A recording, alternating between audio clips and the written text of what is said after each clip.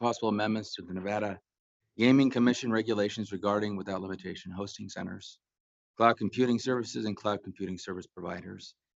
The workshop is being held in furtherance of the petition for adoption and amendment of regulations submitted by the Association of Gaming Equipment Manufacturers. This workshop has been properly noticed in accordance with the open meeting law. Yes, it has. Thank you. Okay, let's start with public comment. Are there any public comments in the South? Mr. Reeser, please.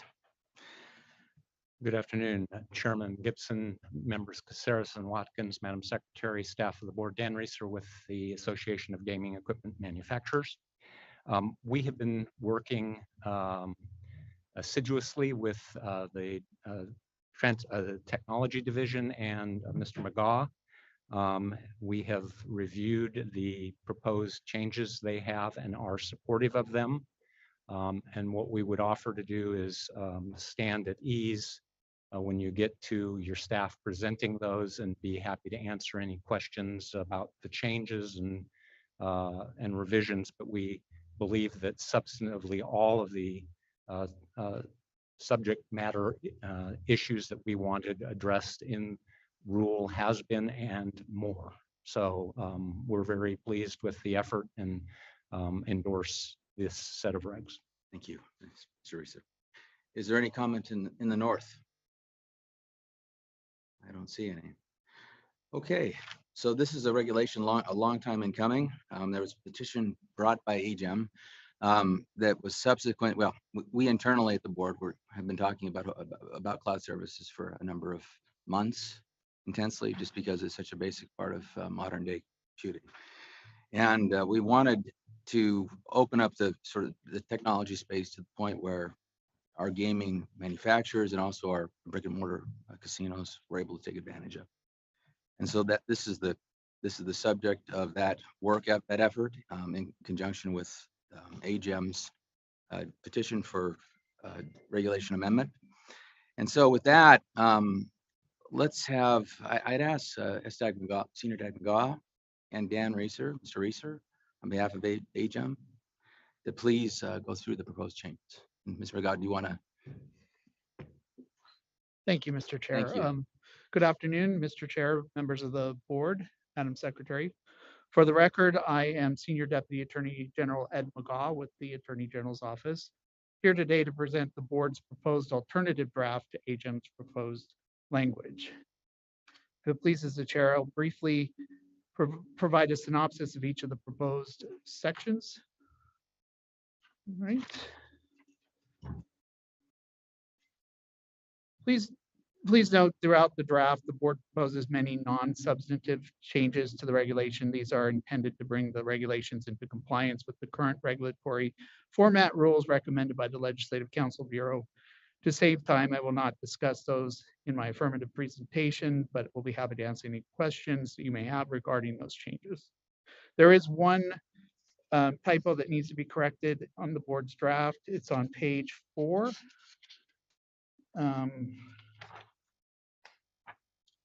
Get this out of the way. Or I'm sorry, not page 4. It's page 6. It is the list of Roman numerals. If you look at subparagraph 4, the last one says 7. That should actually be Roman numeral 6. So we will correct that on future drafts. All right. Moving on to the substantive changes, starting with the definition of hosting center. The first change to the definition is to add associated equipment to the list of items allowed to be housed at a hosting center. This change is necessitated by Senate Bill 72, which was passed during the last legislative session. In an effort to make the list easier to read, the board also took this opportunity to alphabetize the items in that list. The second change is the removal of the requirement that hosting centers be located within Nevada. This is intended to reflect the modern realities of technology, mainly that secure data centers that can serve as a hosting center are located around the globe, and that provided that the centers can meet the strict requirements of Nevada law to be registered, such centers should not be limited to the state of Nevada. And it reflects what is reality out there. Uh, Later in the proposed regulation, the board adds specific criteria for any hosted centers located outside the state to ensure compliance with the laws and to ensure that the board has the necessary oversight and control over those facilities. So that will be addressed later in this presentation. The third change to the definition of hosting centers is to clarify that gaming licensees other than licensed gaming establishments may maintain the described equipment on their own business premises. However, this allowance is limited to their actual business premises. If they are going to lease space from a third-party data center, for example, that data center would have to be registered as a hosting center.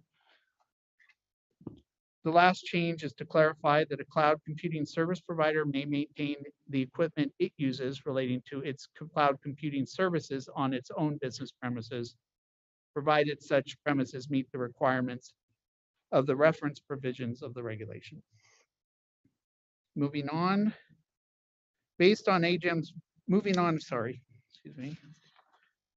to the next substantive change. Based on AGEM's petition, the board is proposing section 5.225, subsection 4, paragraph A be amended to remove the restriction that wagering accounts maintained by third parties on behalf of licensees have to be located in the state of Nevada. That would be removed. This would allow the use of cloud computing service providers to perform this function for licensees. The next substantive changes are to the requirements of hosting centers, which are found in Regulation 5.230. Aside from the formatting changes, the only substantive change is found on page 3. And that would be the addition of associated equipment to the list of relevant items. Again, this change was necessitated by the passage of Senate Bill 72 during the last legislative session.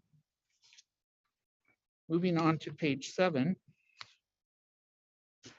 Here, the board proposes certain requirements relating to the location of hosting centers. And for the record, I should have stated this earlier, I'm working off the draft dated February 15, 2022.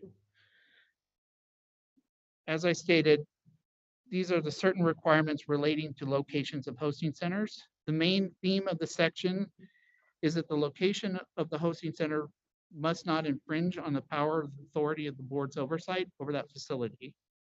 That the location of the operation of the hosting center does not violate any laws of the jurisdiction in which it's located. This includes the substance of the transactions that will be processed through the hosting center, such as those relating to wagering. This also includes compliance with U.S. Wire Act where applicable. That it also encompasses the theme that the applicant seeking the register of the hosting center has to have performed adequate due diligence to ensure the location and operation of the hosting center in the respective jurisdiction will not present any unreasonable risks of an unsuitable operation or violation of the policy of the state set forth in NRS 463.0129. This section makes it clear that the burden of establishing the suitability of the hosting center in the respective jurisdiction is on the applicant seeking registration of that hosting center. And moving on to the second part of that section, this portion sets out the criteria the board chair or the chair's designee will consider when deciding whether or not to register the hosting center located outside the state of Nevada.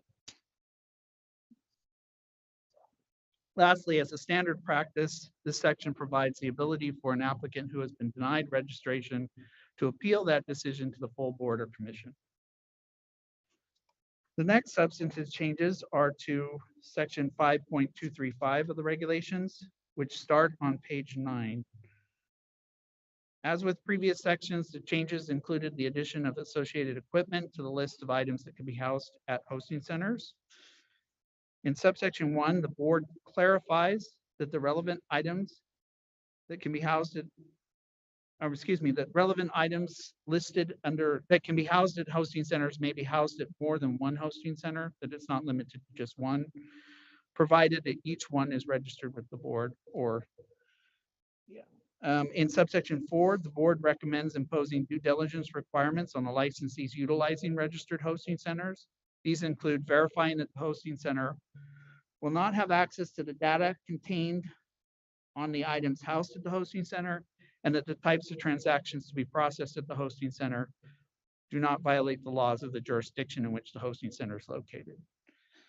Again, we wanted to make sure the licensee did some measures to ensure that the hosting center and the operations in the hosting center will be legal. Lastly, it imposed a requirement on the license that the licensee must maintain a record of the due diligence it performed and provide it to the board upon request. It should be noted that in subsection 4A, the board is considering adding to the list of items that the hosting center does not have access to include software and applications. So that might be a change. AGM has not been made aware of that potential change, so we will be in discussions with them, but we were considering that not only the data contained and transaction on any of the associated equipment, et cetera, housed at the hosting center itself should not have access to, and that should include the software and any applications stored on that equipment. All right.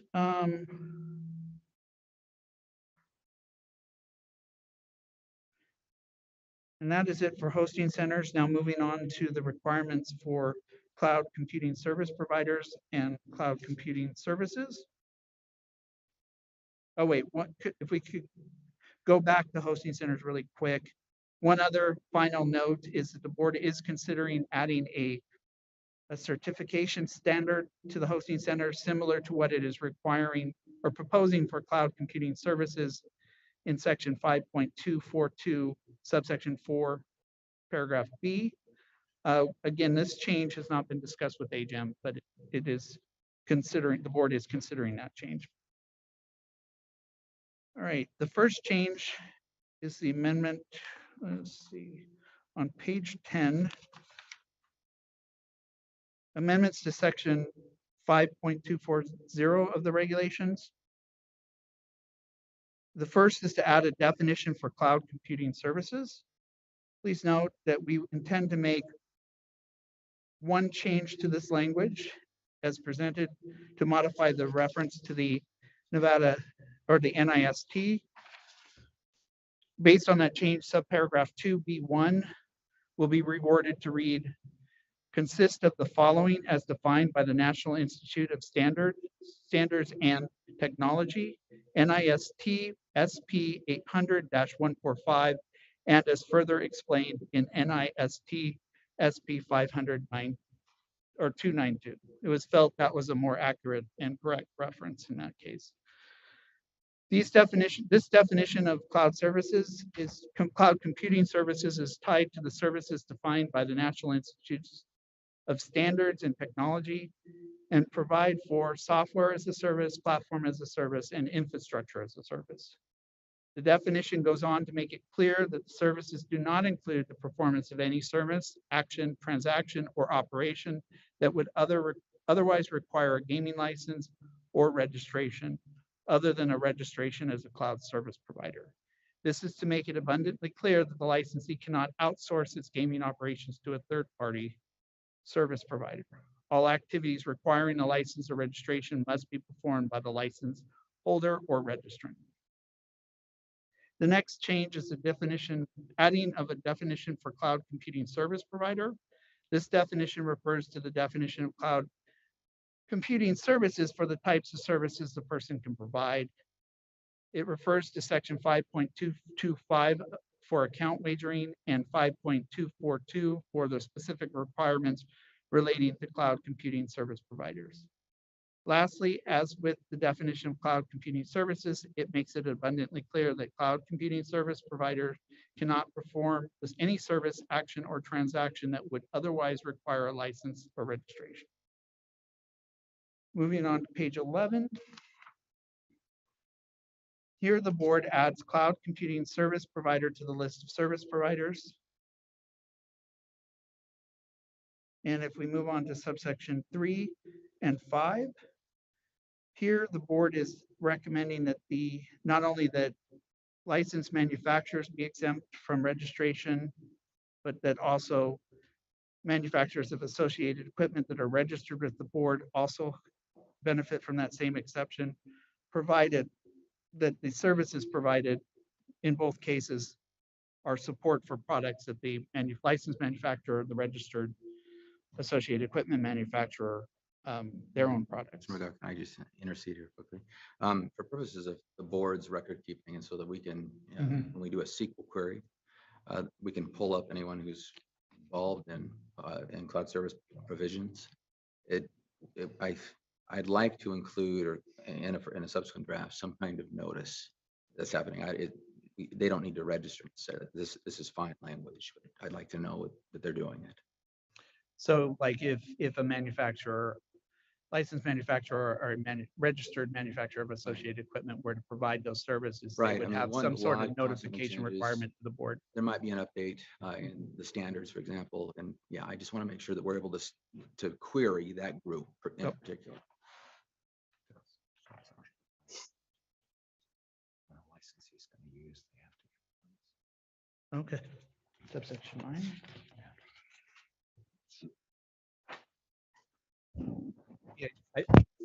Mr. Chair, I think that we've tried to handle that in subsection, or in section 9 of on page 17, the last section.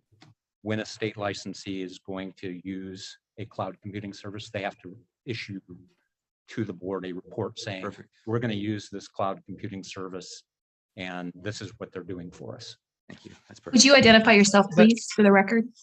Dan Reeser with Fenimore on behalf of AGEM. And Mr. Chair, just to be sure, we will make sure that that includes the manufactured exemption, because I noticed the word registered there in that paragraph 9. So we'll make sure with the change that it covers what you requested.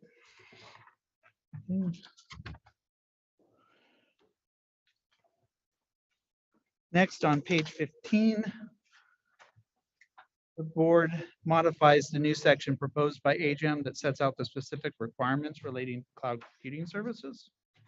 The blue language is the language proposed by AGEM in its petition. It sets out requirements that a cloud computing service provider be registered with the board, and that the services provided by that service provider be approved by the board chair or the chair's designee in writing. The board does not object to this language. The board has proposed an additional new subsection 2 to address the locations where cloud computing service providers can house its equipment. These are at a licensed gaming establishment, at a registered hosting center, or its own business premises, provided certain criteria are met. Specifically, the premises are controlled by the service provider, and it must be the sole occupant of the space. This is to avoid the use of a third-party data center that is not registered as a hosting center. The transactions conducted through the equipment must be lawful in the jurisdiction in which the premises are located.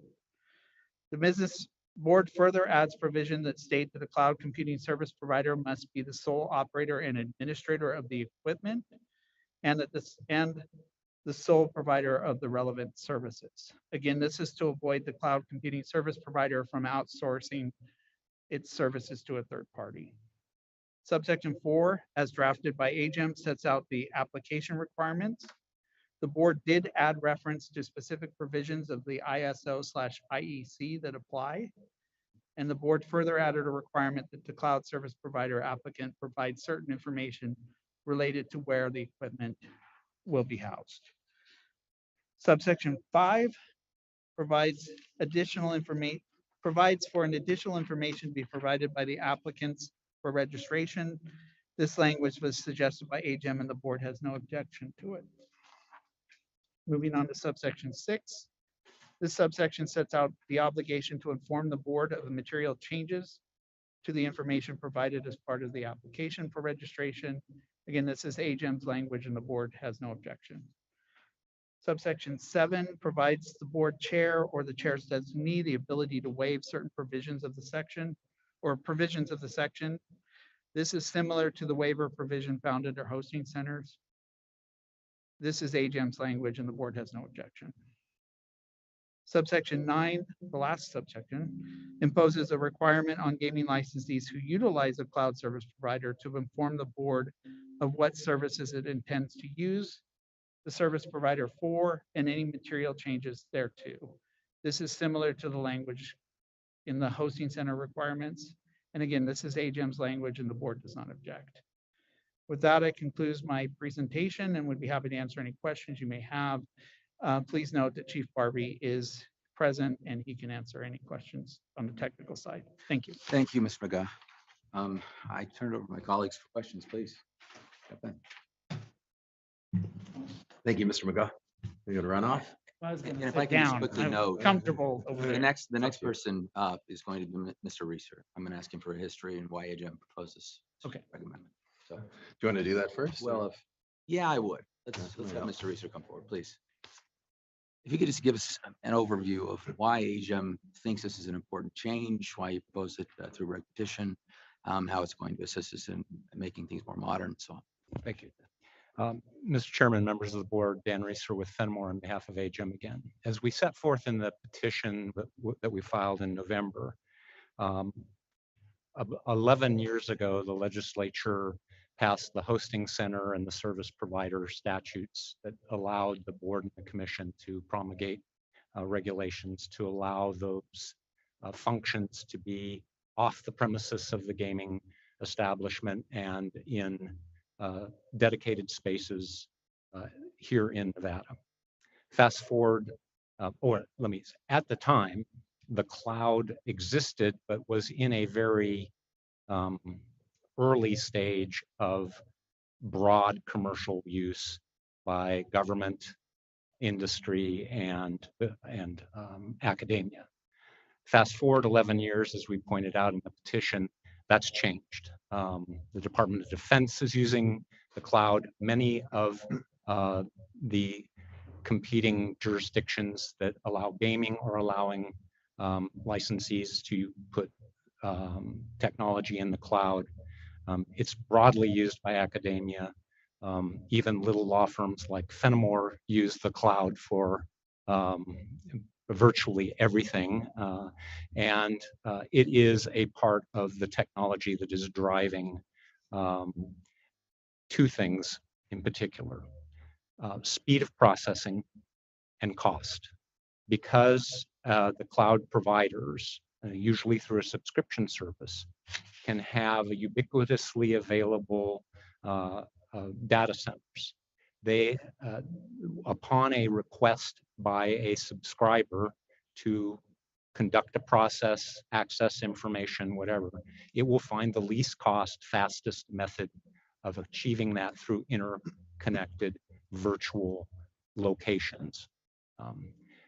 Certainly, as the state that is the gold standard for gaming regulation, I think we are at the, as Bob Fess would say, the next logical step of going from the hosting center and the service provider statutes, what we've done so far, and go to the cloud to allow for this. In the regulations we've proposed and with the changes that the technology division and Mr. McGaugh have wrought, we think we have tuned up all of the issues that need to be addressed. I'll quickly go through the additional points that Mr. McGaugh made and provide response to them.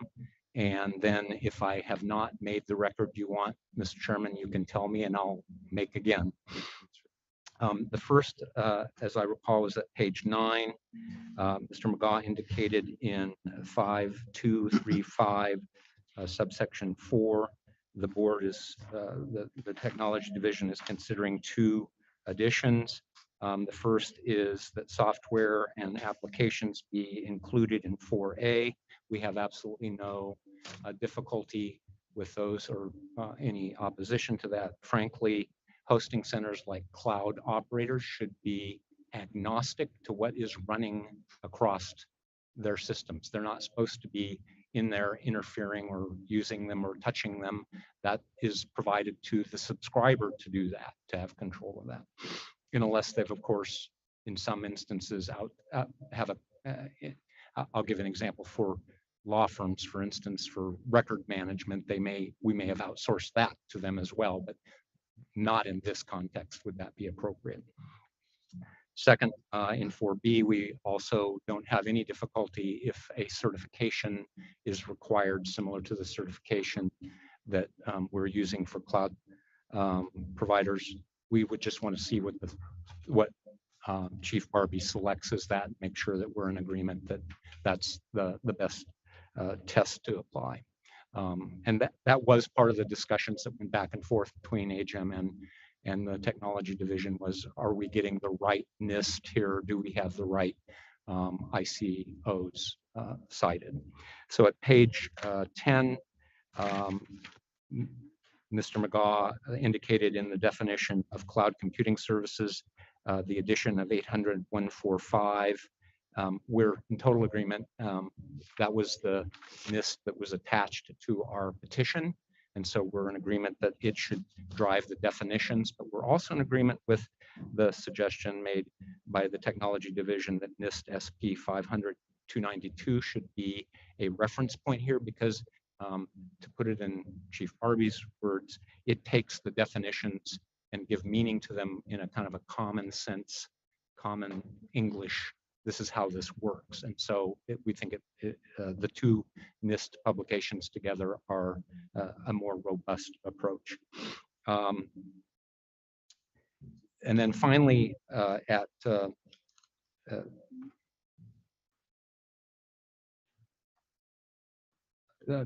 concludes it. The other changes that were suggested by Mr. McGaw are totally fine with us, and they're not, we think, in the least bit controversial. Anyway, I hope that answers your request for us to make a record and also to respond to any questions you might have. You know, I appreciate that. There are a few items I just want to make sure that we clarify. And I'd ask you, Mr. Reeser and Chief Barbie, please weigh in here. So I want to be very clear that, I mean, cloud compute has nothing to do with iGaming, with internet gaming. I mean, this is in no way, shape, or form related to an iGaming provision. My response to that is that we had an actual conversation about this. Right? Interactive gaming, we took the reference to interactive gaming out of our draft because interactive gaming is a game. So this is not changing in any way, shape, or form the landscape of iGaming or interactive gaming as it exists in the state today. It doesn't enlarge it and doesn't change any of the criteria or operating characteristics that you are currently requiring. It does, I believe, open the door that in the future, if you were to make changes in the interactive gaming space, they would already be synced up to the word game in here. So you wouldn't have to go back in and change this rule, maybe at all or only limitedly, but you would still have to first make those decisions to change the current interactive gaming regimen. Wonderful, thank you. Chief Barbie. Good afternoon, Jim Barbie with the Technology Division. I agree with Mr. Reeser's comments there. This in no way expands gaming opportunities whatsoever. Interactive gaming could be one of the forms of gaming that takes advantage of being able to, of cloud computing services, but it doesn't expand its offering in any way. Currently, let's say it's located at a hosting center. This would allow the equipment to be located at via a cloud service or be offered via a cloud service, but it doesn't expand the offerings. Okay, thank you very much for helping me create that part of the record. Let's talk a little bit about security also. Mr. Reeser mentioned Department of Defense, and there are other very secure elements of the federal government that use cloud computing services and hosting centers. Could you please comment on that, Chief Barbie? Yes. And the security level that is maintained by these providers. Yes, I'm generally aware that numerous government agencies make use of cloud computing services as well as the financial industry and medical industry. The safety and security requirements that are there or that are available to them are extensive. I believe that the providers, the Amazons, the Microsofts, the Googles of the world, They are the leaders in the world for cybersecurity, and they apply that knowledge and those techniques to these type of services that they offer. So I think that by allowing cloud computing services, we're availing our industry to that level of security that these professionals bring to the table. And I'm not in any way meaning to malign our industry professionals, but they aren't the specialists that the Googles, the Microsofts, and the Amazons can be. And I think that's the reason that these other entities, such as the government, financial industries, and medical, can rely so heavily because they have that type of backing and that type of confidence. And if I can take just a quick moment, Please. Mr. Chair, too, to talk about security and a little bit of history on this. We definitely appreciate AGEM bringing this to the table. The board has been in preparation for the move to cloud services for numerous years now. I would say in the last 3 or 4 years, we have met, and I want to thank Amazon, Microsoft, and Google for coming in and not just providing the technology division with training, but they provided executive level training for most of the board leadership, chiefs, deputy chiefs, board members. Each of them came in and gave us an overview of the services that they provide, as well as the security measures that they have in place. And I personally was quite impressed with all that. So I would again like to thank for their participation up to that point. COVID came along and our focus changed a little bit. So I'm glad that, now that we're getting back into, the reg process, that this came back up. And I look forward to working with those cloud service providers as we move forward on this. Okay, thank you very much. So one of the natural limitations of server space and also compute power is singular use of like a CPU, for example, or a server. So distributed computing has become something that's very important, right? And parallel computing and things like that. How is this an extension of that, and what does it do with regard to speed, reducing latency, and providing security as far as backup? Certainly, I think that cloud services, based on the distributed nature, that they can quickly scale up and scale back as needed. Processing power, storage space, memory that might be used or might be necessary in order to operate whatever service is being offered at its highest level of efficiency. Whereas in a traditional operation, you have a dedicated or a finite number of resources that you're dedicating to whatever your processes and applications are. I'm not suggesting that they're infinite, but they are much greater and can be, again, expanded when needed, that the cloud service providers bring to the table.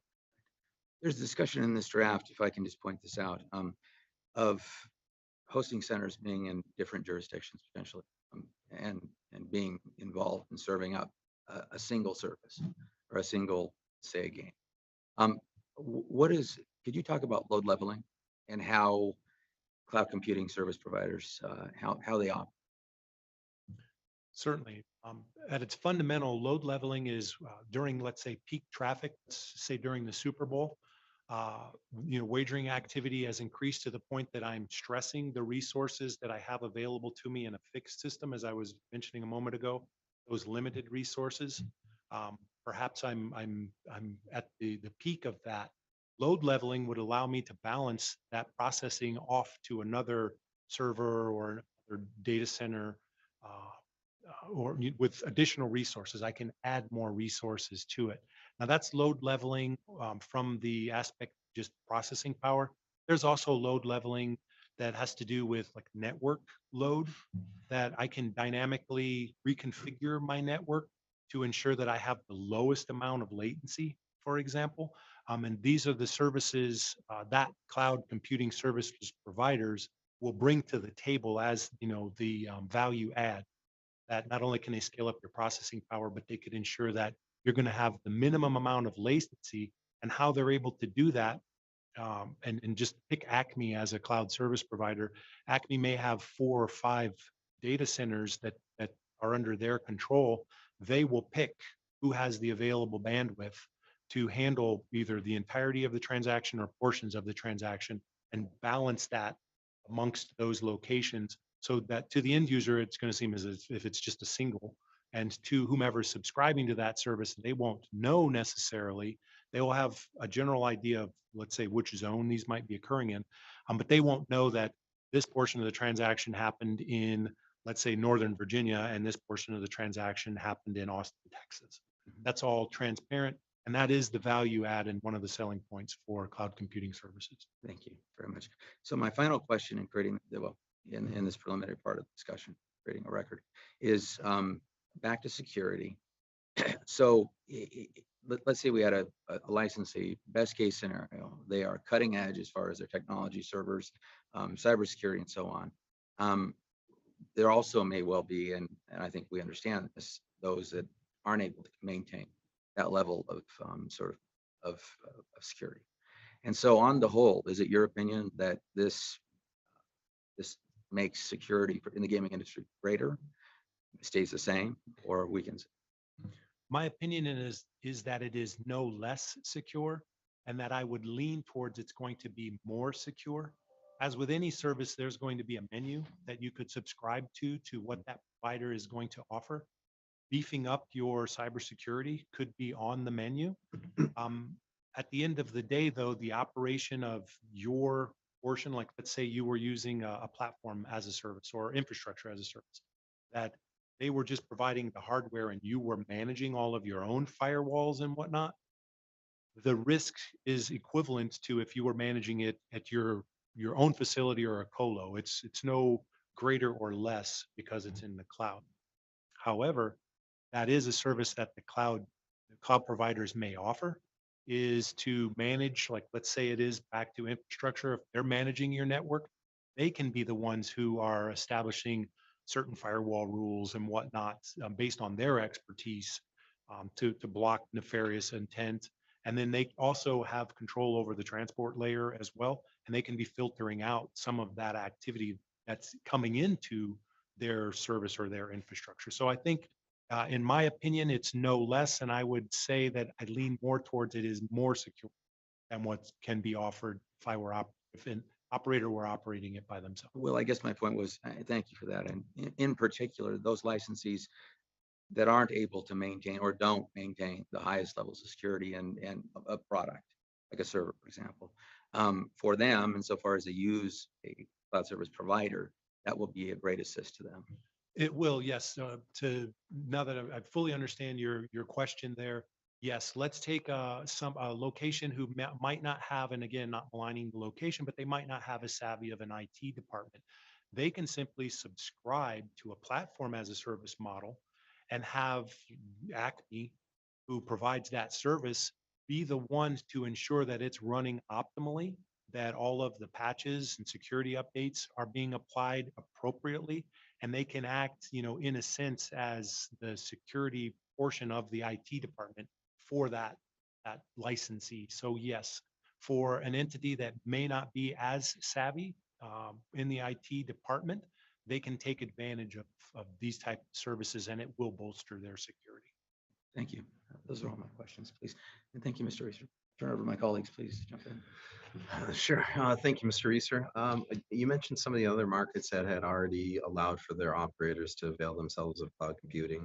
You I will mentioned. have to send you, I don't have off the top of my head. I don't need to know the list. I guess I just wanted to know if you or HM had any commentary based upon what you see before you that we provided here in terms of what has maybe been put out in some of the other markets as well. So for instance, here, there's going to be registration requirements, as you would probably expect. That's what we absolutely require. I didn't know if that was something similar you're seeing in some other markets, because in other markets, they require vendors, for instance, to be registered. So I imagine in those markets, they're going to require that. I just wanted to see if you had any commentary based upon your knowledge and understanding of the other markets, what you see paralleling before you with this and that. I understand the question, and I'm glad I don't have to remember the jurisdictions. So as an example, you're correct. In New Jersey, the provider of this would be registered as a vendor.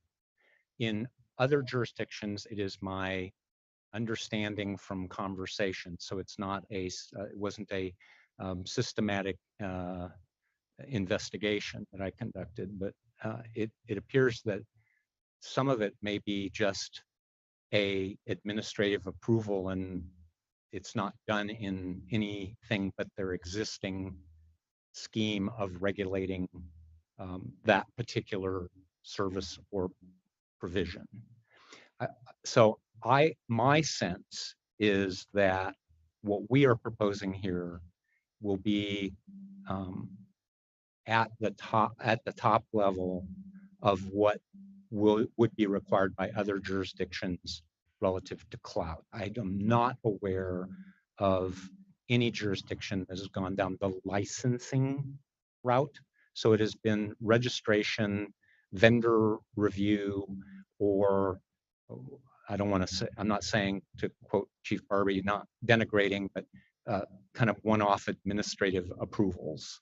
And that's why I'm glad I don't have to name jurisdictions. Sure. So that's my basic understanding of So if that's that line of demarcation between licensure and sort of registration hasn't really moved in any no, other that you've seen. and wouldn't really expect it to, for the following reason, as we kind of outlined in our petition. I don't know that you would find many cloud service providers like Google or Amazon that want to go through a 170 licensing process to provide a subscription service. Right. It doesn't make financial sense and Chief Barbie may have even better information having had one-on-ones with them, but my general understanding is that don't make sense to us. And I'd flip that a little bit coming from our perspective. I don't know that we need for that to rise to that level, right? Whether they want to or not is a different conversation. But I even think from our perspective, what we have here is wholly appropriate. I don't think we need to go to that next level, given the level of services that they're providing. Agreed. And I also think this demarcation is consistent with the fact that, hey, you're not going to be running RNGs and you're not going to be taking wagers or paying wagers. You're not a 170 licensee. Again, you should be agnostic to what's running across your wires. And I think we want to maintain that. There may be in the brave new world somebody who wants to come forward and get a 170 license and suggest to this could somehow be done in the cloud someday. I don't know that I don't think that the fact that in the United States gaming is reserved to the states, we're a long ways from, I think, being in that space. And I think that's why the changes that the division's suggesting to you that there be a diligence process looking at, is this a jurisdiction where you can do this, and have you done due diligence on the person who's doing it for you? And I think you mentioned this earlier. It is a natural progression, is what I see, or I would agree with the term that you used earlier in here.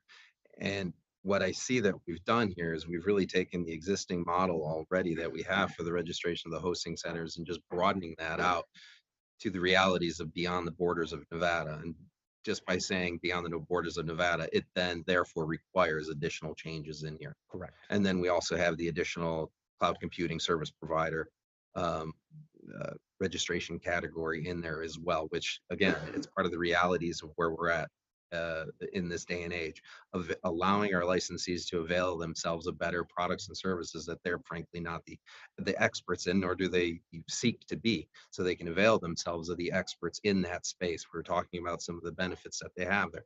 You mentioned, I think, cost, and did you say scalability?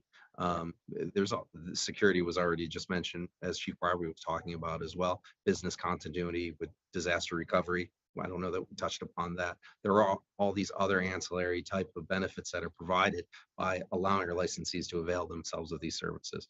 Not to mention, they don't need to have the hardware anymore. They're not going to own this hardware. It's going to be maintained by the experts there, and of course, that's a costing type of consideration as well. I'm 100% in agreement with that, Member Caceres. If you think about the capital cost of having this at the licensee's location, whether it's off premises or on premises, if you free up that capital requirement, that capital can be used for other things that are perhaps have better returns for both the state and the licensee. I think all those benefits, as to the security provisions at page 16, The division actually correctly took out generalized language of ours, and we've got ISO, IEC 2700-02 and 17 cited those, and that's the kind of the lay of the land on security under the ISOs. So I think that's hit there. I think also the one last comment I would have on this is that the licensees have an interest in making sure this works, that they do the diligence and that they contract with folks that are able to do this in a way that will gain all of the benefits that Chief Barbie was identifying and that you identified. And so I think to that, I think the balance is struck correctly in the changes that the division made to put those diligence requirements in. So in the end, the benefits that are provided to the licensees and allowing for this to happen, nothing is at the expense of our regulatory objectives in the end, because we're somewhat mirroring what we already had in place, just expanding upon that to allow for the realities of today's marketplace. Concur. Also, with regard to retaining our oversight, again, the registration of the hosting centers as well as the service providers. I did get a little confused originally when I read this, so I had to go back to Senior Dag McGaw and Chief Barbie to understand exactly where those lines were meant to be drawn. And upon reflection and reading again, it became clear to me that if you're a service provider, in this context, a cloud computing service provider, and I wholly own the hosting centers, I don't need to register every one of those hosting centers. And yes, I'm looking for Yes, that's confirmation. yes, Yes, thank you. And then on the other hand, I will just register as this cloud computing service provider. Yeah, and stated correct. Okay. Stated, not disagreeing, just stated in my thought process. This regulatory scheme has two touch points: the place, the person. Both touch points are in here with jurisdiction for the board. As to the person, registration; as to the place, disclosure and registration. In the registration process, there's the identification of where is this stuff going to be, all in confidential documents, so that under 120, that's not readily available to the public, but the board will know, oh, they're using facilities in Kansas, West Virginia, and Arizona. And you'll know where you need to go to see somebody if you need to see some. I said that I promised that I finished my line of questioning, but my colleague brought something up. I'd like to comment on Mr. Reeser, and yours as well, Chief Barbie. So there's a longstanding, rule that the Gaming Control Board have access to and be able to seize, for example. But could you speak about constructive seizure potentially in this context, and how that might be a substitute for actual physical seizure? Did you say Constructive seizure, like so we're remoting it is what we're doing. Yeah, I mean, Chief Barbie, could you speak to that? I was hoping to hear what Dan had to say. Please jump in. well, seizure makes me Well, I mean, the ability to access, right? Dan, constructive access. Yes. Okay, as opposed to seizure. Right. I was thinking we got a 188 19 USC issue here under 1987. So I'll Please. I think that the way this is written, you can have physical access, but physical access may not be as important as the ability to go to the licensee, the casino, and say, show me what's running across your cloud. You filed a report with me and told me that you were going to use the cloud for your cashless wagering system. Pull up the screen. I want to see how this is functioning. And I will leave to Chief Barbie what all kinds of things an IT person can do once that screen is up.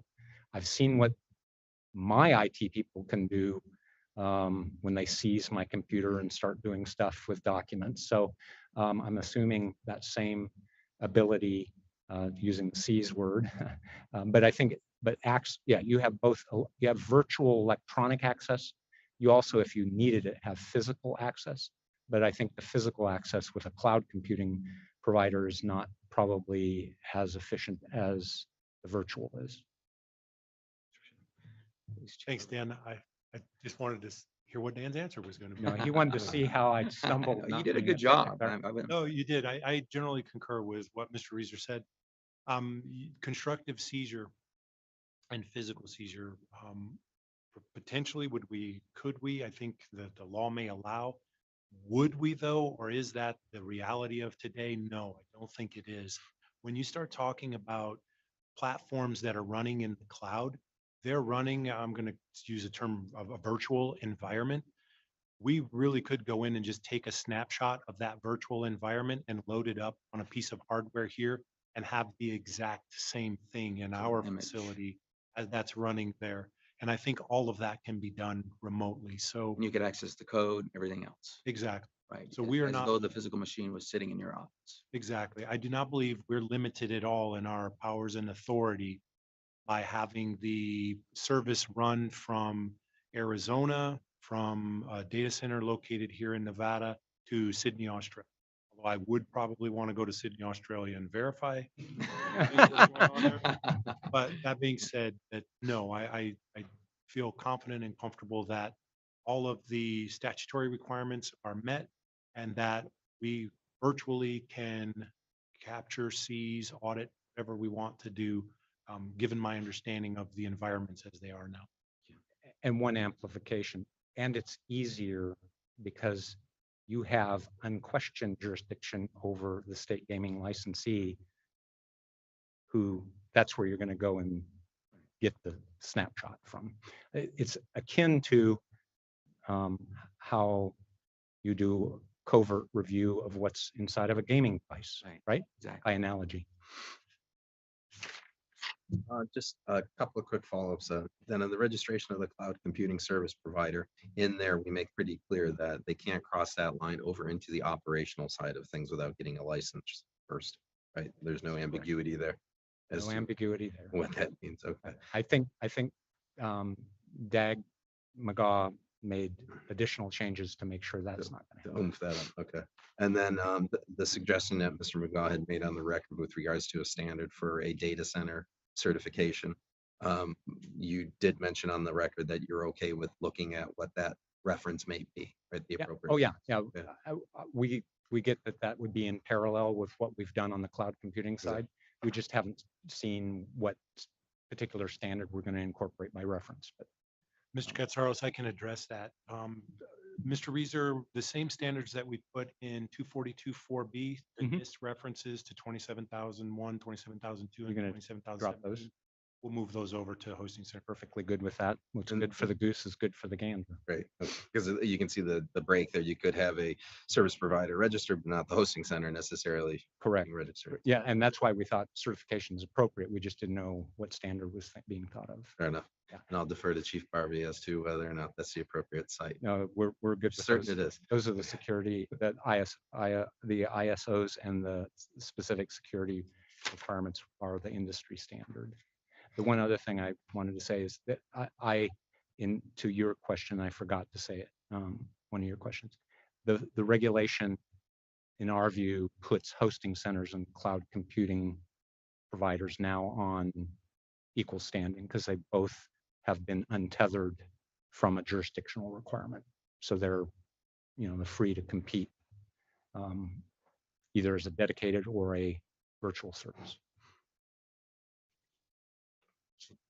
Watkins, please. Can you talk about any security breaches as it relates to cloud computing service providers that may have significantly impacted the gaming industry? That I'm sorry. Significant. I'm sorry, I cannot Member hear. Watkins for the record. Can you please speak up and repeat that? Can you Thank you. talk about any security breaches as it relates to cloud computing service providers that may have significantly impacted the gaming industry? That I'm aware of. I would,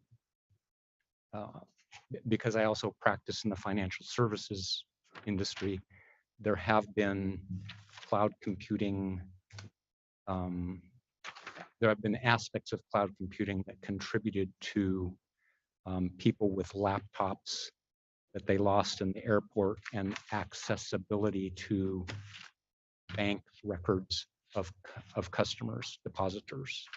So you get the laptop that the bank officer's carrying in the airport and he leaves it someplace, you somehow hack into it.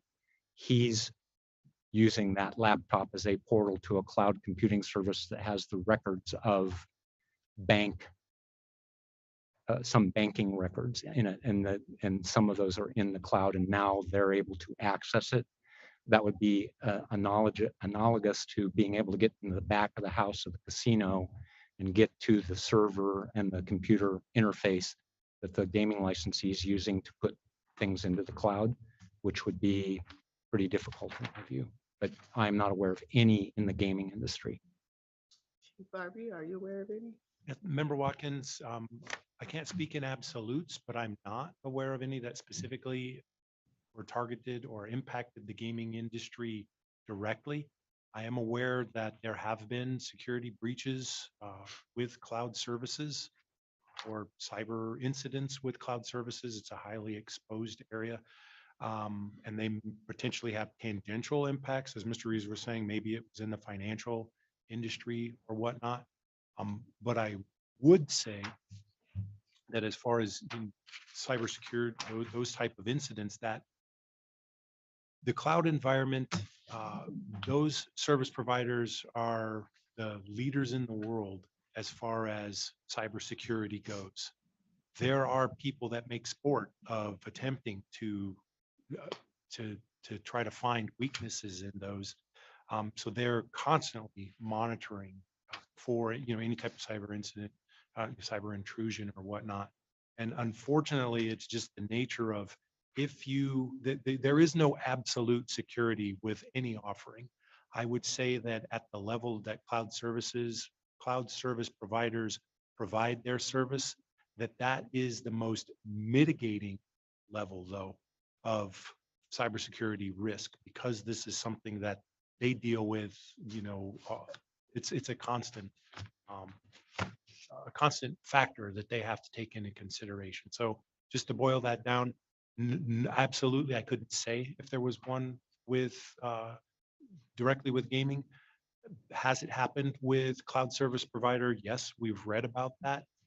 If you were to look at it proportionally, though, I think that it would be not even in the same category as those type of cyber incidences occurs, that type of cyber incidents that occur to entities that don't make use of cloud computing services.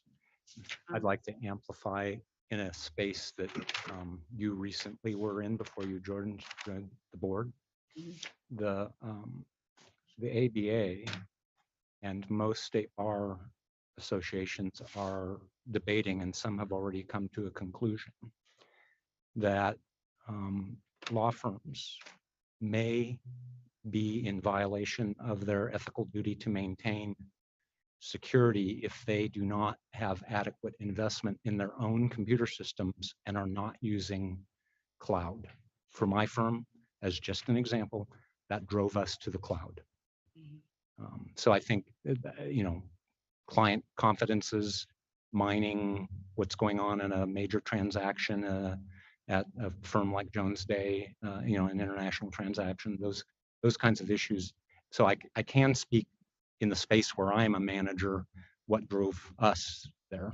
That's interesting. Yeah, I think that's a good point. Right. Just one other question that might be better put to. Ask Mr. McGaw, well, we should get him up here. I don't think you've answered any questions, have you? Well, so this is in reference to 5.235, Section 5. Which reads, the gaming licensee must document what procedures and efforts it undertook to meet the due diligence requirements set forth in Subsection 4. Such documentation must be provided to the board upon request. Is there a proposed time frame for document retention, or is this kind of a perpetual thing, or as long as the as long as it's in existence? Mr. McGaw can correct me, but I would believe that the minimum 5-year standard under the act would be required. If I were to get a phone call from a client asking me this, I'd say you better keep everything for at least 5 years. Okay. And Member Watkins, this is Ed McGaw for the record. That is usually the standard record retention for the board is requirements are 5 years. Okay, but do we usually state that or we just leave it out? We could add it to the regulation to make it, I'm just wondering. it's not a problem Okay. if you would like. No, it's fine if it's as is, if you trust and believe that, 5 years and I don't want to throw a wrench in the works. But 5 years is typically for records relative to audits, those type of records. These would be the type of records that we may not have an incident where we would want to go look at it 7 or 8 years from now, and I would potentially want to have this information available at that time. So my recommendation would be that we keep this indefinitely as long as the entity is making use of those cloud services. And Member Watkins, I would concur with Chief Barbie. I think that the 5 years mostly on transactional type situations, but this is an investigation. We probably want them to retain that as long as they're, as long as they are in existence. okay. So do we want to add language to clarify that it's indefinite or leave as is? Or for at least 5 years after the record, maintenance of the record while those services are being provided for the entire period.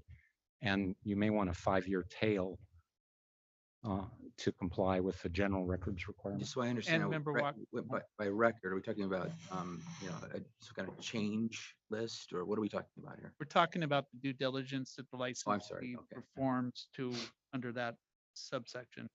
And I have seen it where we have put, as long as it's 5 years after they cease their contractual obligations or something along those lines.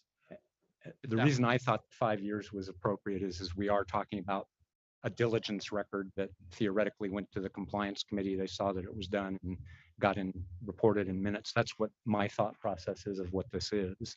But I do get that Chief Barbie's point is I might not know till 10 years later that I need to look at what they did then. I think we should clarify what the Okay. standard is and maybe. We have no problem with that. So it should parallel the period at least during which the registration is effective. Right. And admin. Correct. With a 5-year tail, maybe. I agree. Let me ask a question. So just to allay some concerns of those who might be watching, those in the audience, let's say that the Chief Barbie needs access to the code base. Those code base is being served up from, by a hosting center using cloud services or a cloud service. Let's assume also that there is some kind of privacy regime, CCPA or GDPR. We're not really being specific about jurisdictions here, right? We're talking, it's very broad, just as long as they meet certain standards, it's not illegal and so on. Please assuage my concerns that we won't be stymied in gaining access to the code base if this happens to be in a jurisdiction where there is a privacy regime. Certainly, that's part of the due diligence upfront that the registrant would have to demonstrate that wherever they're conducting this activity doesn't inhibit our abilities that the act gives us or the authority that the act gives us. And this would be something that we evaluate at that time. Wonderful. Thank you very much. And so just playing devil's advocate there, then if they happen to miss it, so if they, as part of their due diligence, determine that in fact we weren't inhibited from conducting investigations or otherwise, and then all of a sudden it turns out we were, and obviously we'd have an ability to go forward with a claim against them or administrative action or so forth. Well, I think you would always have the opportunity to shut off the cloud, right? You can Sure. tell the licensee, I'm revoking the registration. You have to stop using that cloud service because you messed up. I know that may be cold comfort, but it certainly would be the basis for disciplinary action, and certainly to stop the activity in the improper jurisdiction.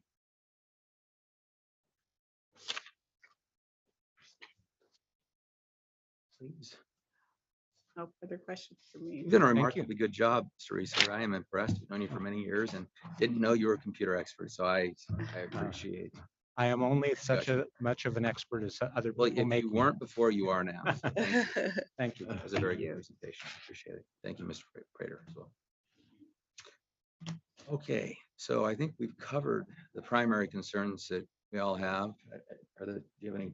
I didn't have any further concerns or questions that needed to have any dialogue on, so. I don't have any further concerns. I think this is a Monty, I mean, it is the next logical step, but it really is an important step. It's, I think, a very big deal. So thank you to AGEM. With that, I would ask for, let's delineate any amendments that were pointed forward. Is there any? So we did mention some on the record, says some updating that we needed to consider and to include in there. Now, sometimes we've gone on the record and just say as part of a motion to reflect what those are. There may be a few more than normal.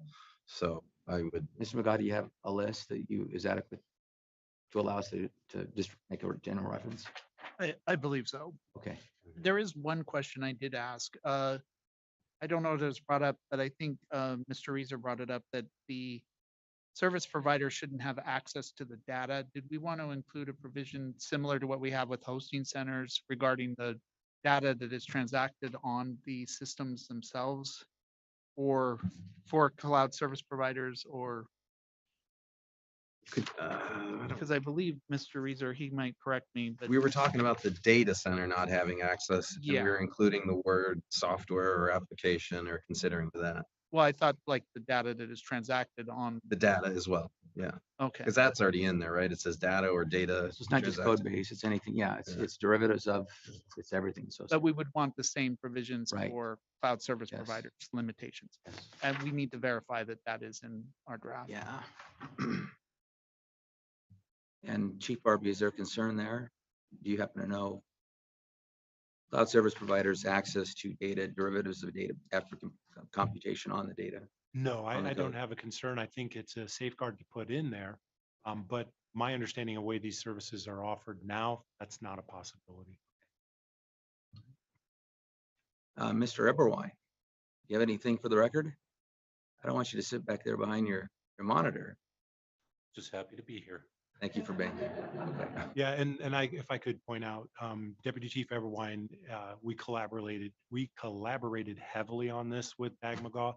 And although I've been fielding a lot of the questions, a lot of this was a joint effort between Jeremy and I. Thank you. So just to be clear, we're going to add similar language with regards to the cloud computing service provider prohibition access. If they did have access, would they not then jump over into the IT service provider lane, if you will? Potentially, yes, they would be evaluated under another, like the IT service. Okay. Understood. Okay. Well, are there any other comments or any of you want to have a further discussion about this? Please step forward and make a statement if you like, please. Welcome, Mr. Prater. Thank you. Marcus Prater, the Executive Director of the Association of Gaming Equipment Manufacturers. And I stand behind Dan and what he has represented for AGEM today. I appreciate the collaboration that this project has created between AGEM, our individual members. We have a compliance committee that has been very active in the original petition and the different drafts. Appreciate Chief Barbie and Mr. McGaugh's consultation toward the end of last week, and then on the phone Monday. And this is definitely a collaborative effort that will move the industry forward. And I'd also like to thank you, Chair Gibson, in your first weeks as chair. You addressed one of our board meetings and you talked about the need for the industry to stay on the cutting edge as much as we can.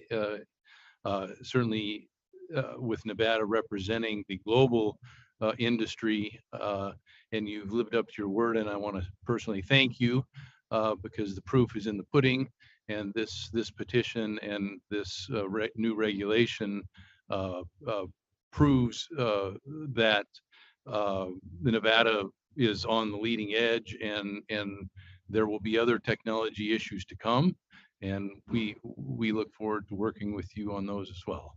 These are exciting things. Thank you very much. Thank you. Okay, Mr. Shearer. It's good to see you. Welcome. Thank you. Good afternoon, Mr. Chairman, Board Member Watkins, Board Member Katsaros, Madam Secretary, for the record, Scott Shearer and Brownstein, appearing on behalf of BetMGM. We submitted some written comments just generally. And we stand by those written comments. Just saw the board's draft. We were just able to share with my client this morning. So I'm still waiting for their comments back on any specific comments. I would like to note a couple of potential issues just for discussion. I'm not saying that I know the answer to these right now, but on page 9, this is in 5.235 subsection 4A. This is the limitation on access to data. My question here is, would this limit the ability, if the hosting center is run by an affiliate of the licensee, That's a good point.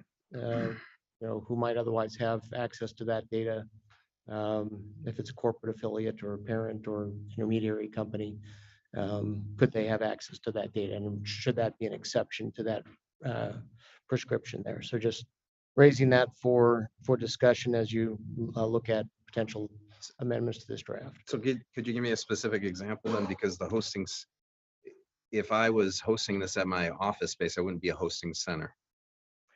Right, but you might have an affiliated company that has a corporate headquarters, Huh. and they use a corporate headquarters. It's not on the premises of the gaming licensee, because it's owned by the affiliate or controlled by the affiliate, not the licensee, and 2, it's off the premises that are licensed. We mentioned business premises, and I'd imagine we would probably deem the business premises of an affiliate to be part thereof, but I guess I see your point here. Chief Barbie? Yeah, it's business premises of the gaming licensee is in the definition of hosting center. Right. I mean, so if there's a server farm, or if there's a hosting center that is proprietary, that's owned by or controlled by an affiliate of a licensee, it's not our goal to restrict their access if it's intended to have access to the code base. I think we're getting outside of the scope of what cloud services is, suggesting they would have access to the data. So a cloud service provider wouldn't have access to the data that is on the systems that they are making use of. And by access, I mean being able to read what's within the spreadsheet, as opposed to, yes, they would have access simply because the spreadsheet is stored on that facility, but they wouldn't be able to get to it because it should be encrypted. So I'm not quite understanding why an affiliate would need access to data. Now, would an affiliate be able to host the servers that this data resides on? I would leave that up to the board on whether or not we wanted to have them register or not. Leave the way the language is written right now. The affiliate isn't the licensee, that it would be necessary for them to register as a cloud service provider. Well, I just ask that we work through any hypotheticals. I mean, there's an instance that I think that we understand that might warrant some minor changes. So we'll consider. Yes, I just wanted that to be considered. I mean, some of the instances, for example, is that affiliate may be responsible for doing accounting for all of the companies in under that corporate umbrella. And so they might need access to that accounting data. They may be responsible for doing risk management in the case of a sports betting company. So they might want access to, again, the different data with regard to the different wagers so that they could, collate that and make their risk management decisions. So there are circumstances where companies use affiliated companies in their ownership chain to kind of do that for the entire group of companies. And I just wanted to make sure that they wouldn't be restricted from having access to that data by this particular language wasn't intended to restrict that kind of access. This language was intended to cover for cloud service providers and hosting centers. The access that you're referring to would be dependent on what level of licensure or registration they have in other forms. For example, if they were an information service or something along those lines and needed to access that data, that would be through a different vehicle, I believe, not through or limited by the cloud services, because I don't think that this specifically applies to that. I think that we would evaluate whether or not they can access that data based on what's their function, what are they registered or licensed for. Okay, yeah, and that's all. I just wanted to raise that question, make sure this wasn't going to be interpreted to prohibit that if they had the appropriate registration or licensure in other situations. And my second comment is the same, and this is going down to the Cloud Service Center. This is 5.240 on the bottom of page 10. It's subsection C2. Again, the service does not include the performance of any service that others require a gaming license.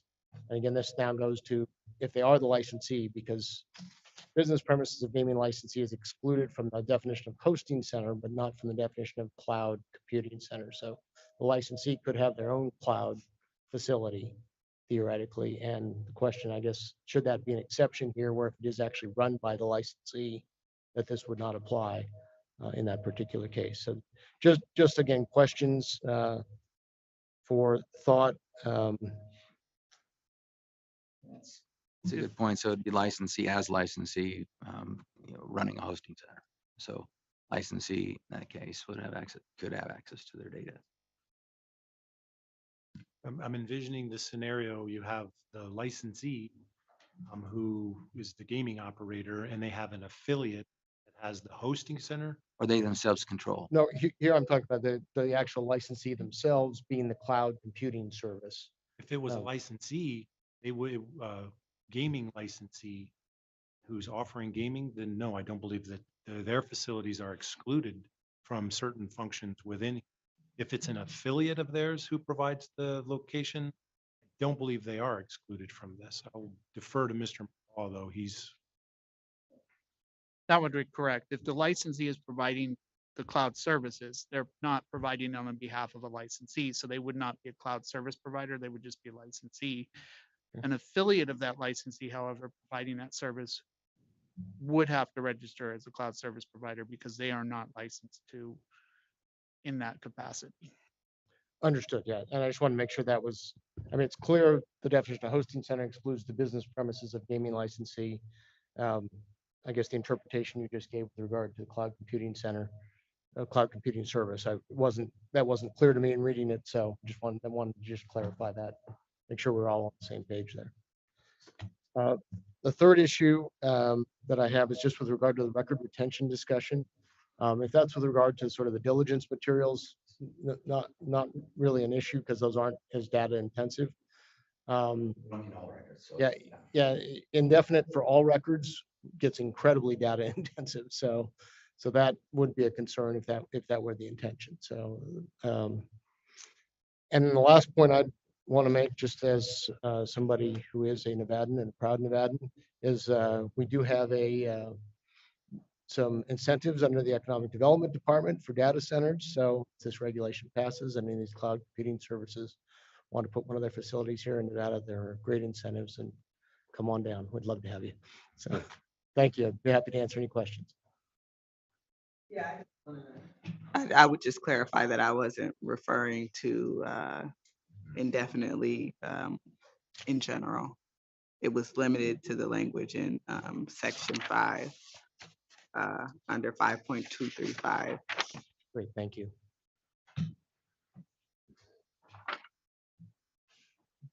Thank you very much.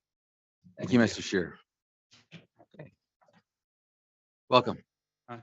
State your name for the record, if you would. Yep, Chair Gibson, Member Ketzeros, Member Watkins, Executive Secretary Bell. My name is Chandler Pohl. It's spelled Chandler. Last name's Pohl, P as in Peter, OHL. I'm legal counsel at MGM Resorts International, and we support the concept as proposed by AGEM.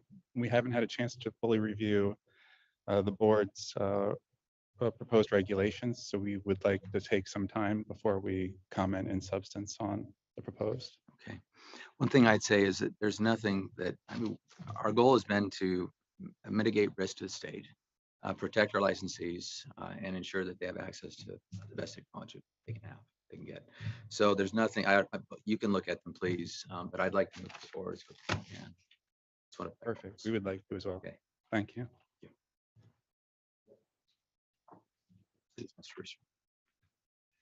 Dan Reeser again, sorry. Ms. Okelberg pointed out one issue on that I think is important for Mr. McGaugh and his drafting of these changes. As to restriction on data, we need to, and I've mentioned this to Mr. McGaugh, recognize that manufacturers don't have to be registered, and they can provide all of these services, hosting center or cloud, for their own products. They're going to have access to that data. So we need to make sure that we don't somehow suggest that the manufacturer who's providing the data and now managing it can't access that data. A different situation than the third party. Thank you, Ms. Okerberg. Mr. Reeser. Yes. Ms. Valentine, it's always nice to see you, please. Nice to see you. Good afternoon, Chair Gibson, Dr. Watkins, Member Katsaros, and Madam Secretary. My name is Virginia Valentine, and I am with the Nevada Resort Association. And we too would like to thank AGEM and Chief Bybee and Mr. McGaugh for the drafting and bringing forward these proposed regulations. I do want to see if we could get some clarification at this point about the registration. So Mr. Reasoner mentioned a person. So we are hoping for some clarification if that means each person at a hosting facility or cloud facility would then have to be registered. I'm referring to, well, the language is in under service provider. I'm sorry, Virginia Valentine again for the record. I believe it is in 5.240 service providers, but I am referring back to the comments made by Mr. Reeser where he talked about the person and then another category in a way of kind of explaining what was going on here. So I guess that would be the question. Maybe Mr. Reeser knows the answer. Oh.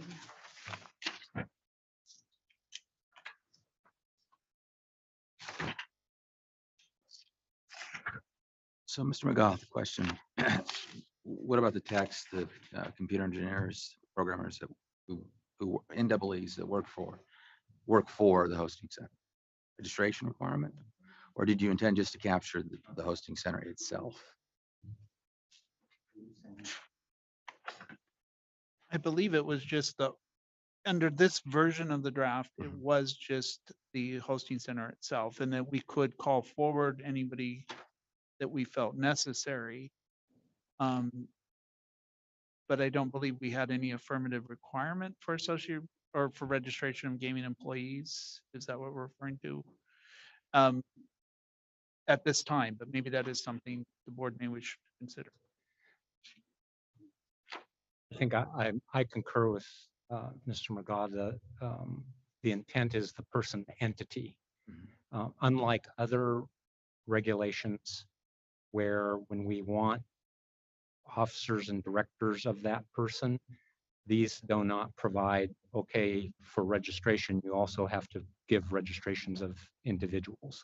I do understand in the registration process, you may ask for that information, but I don't think you actually require for a complete application registrations on behalf of officers and directors of the cloud service provider, and we're not.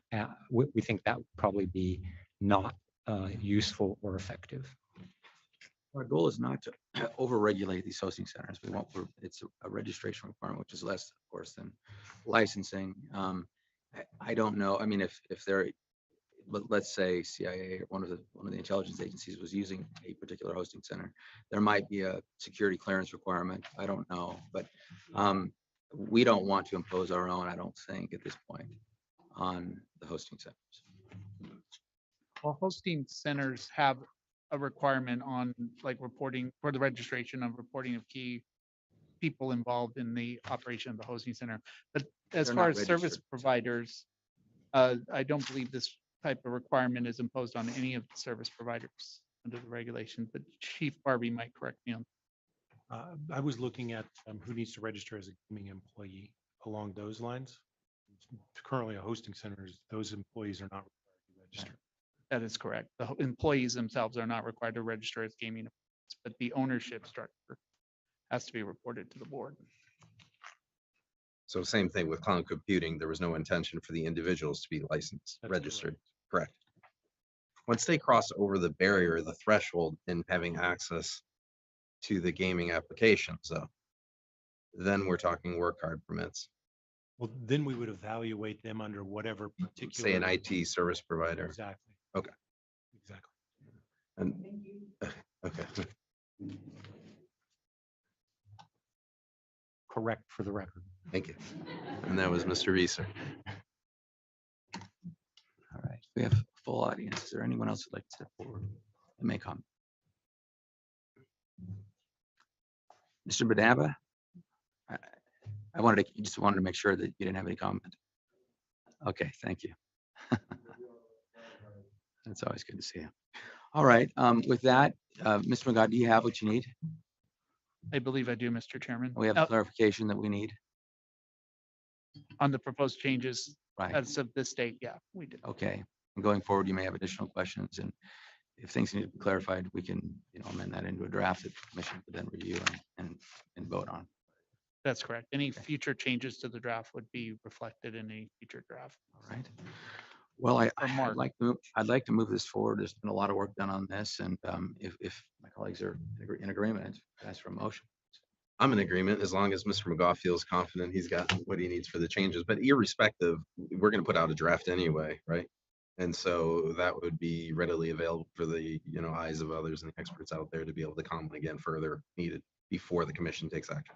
That is correct. And the draft that will come out will have less colors. It'll be less colorful, so easier to follow, but yes, it will be a revised draft. Okay. So Chair Gibson, I'm comfortable with moving forward. I am as you? well. Yes. Wonderful. Okay, with that, I will move, Mr. McGough, February 15th is the draft, right? That is correct. Okay.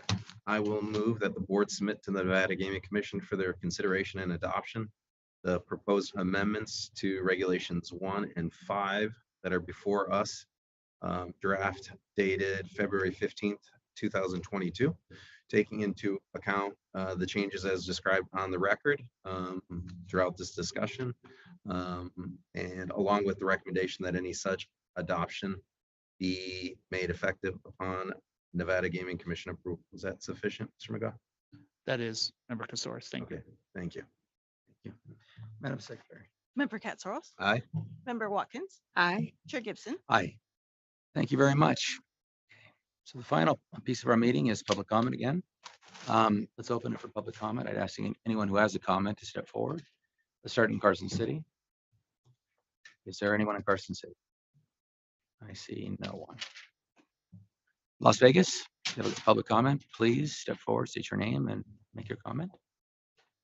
Okay, no comment. With that, we will adjourn. Thank you very much.